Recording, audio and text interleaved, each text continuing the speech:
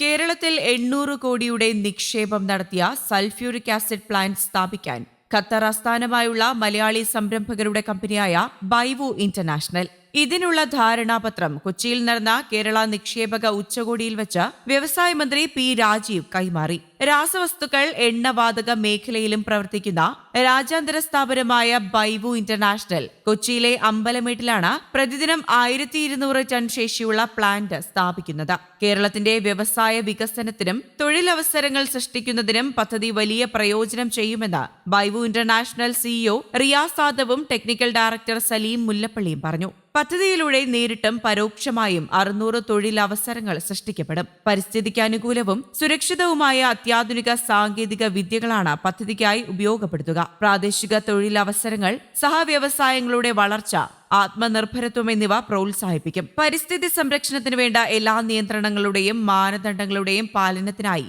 തക്ക മാറ്റങ്ങൾ ഉൾപ്പെടുത്തുമെന്നും ഇരുവരും അറിയിച്ചു.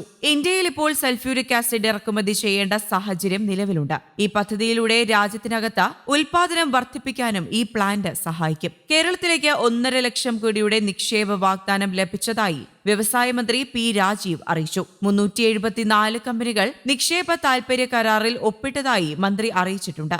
24 IT കമ്പനികൾ നിലവിലുള്ള സംരംഭങ്ങൾ വികസിപ്പിക്കാൻ സന്നദ്ധത അറിയിച്ചിട്ടുണ്ട്. നിക്ഷേപകരിൽ ആത്മവിശ്വാസമുണ്ടാക്കാനാണ് ശ്രമമെന്നും മന്ത്രി വ്യക്തമാക്കി. സംസ്ഥാനത്തെ നിക്ഷേപ സൗഹൃദമാക്കി മാറ്റാനുള്ള ഐക്യയാത്രയുടെ തുടക്കമാണിത്. നിക്ഷേപ സൗഹൃദ ഐക്യ കേരളമായി നാടുമാറി.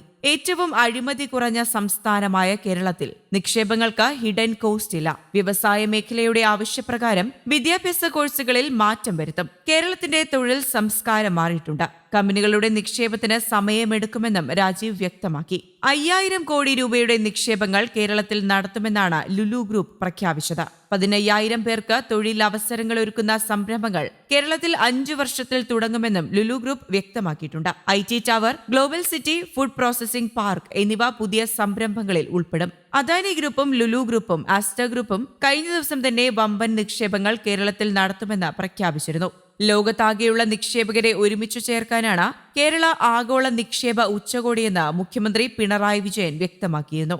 കേരളത്തിലെത്തുന്ന നിക്ഷേപകർക്ക് സാങ്കേതികമായ പ്രതിസന്ധികൾ ഉണ്ടാകില്ലെന്നും നിക്ഷേപകർ ചുവപ്പുനാടയിൽ കുടുങ്ങിക്കിടക്കേണ്ടി വരില്ലെന്നും മുഖ്യമന്ത്രി ഉറപ്പു നൽകുന്നുണ്ട്. നിക്ഷേപ സൗഹൃദം ഒരുക്കുന്നതിൽ സർക്കാരിന് വലിയ പങ്കുണ്ടെന്നും കേരള ആഗോള നിക്ഷേപ ഉച്ചകോടി ഉദ്ഘാടനം ചെയ്തുകൊണ്ടാണ് മുഖ്യമന്ത്രി വ്യക്തമാക്കിയത്. കേരളത്തിന്റെ ഊർജ്ജസ്വലമായ നിക്ഷേപ അന്തരീക്ഷവും തന്ത്രപരമായ ആനുകൂല്യങ്ങളും നിക്ഷേപകർക്ക് വലിയ അവസരമാണ് സർക്കാർ തുറന്നുവെക്കുന്നതെന്ന് ലുലു ഗ്രൂപ്പ് ചെയർമാനും നോർക്ക റൂട്ട്സ് വൈസ് ചെയർമാനുമായ MA യൂസഫ് അലി ഇന്നലെ പറഞ്ഞിരുന്നു. ഇന്ത്യയിലെ ഏറ്റവും മികച്ച നിക്ഷേപ സൗഹൃദ സംസ്ഥാനമാണ് കേരളമെന്നും MA യൂസഫ് അലി വ്യക്തമാക്കി. വ്യവസായ മേഖലയിൽ മുമ്പുണ്ടായിരുന്ന പല നിയന്ത്രണങ്ങളും നീക്കം ചെയ്തു കഴിഞ്ഞു.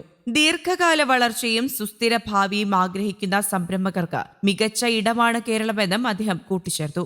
News desk, Kerala Kaumudi.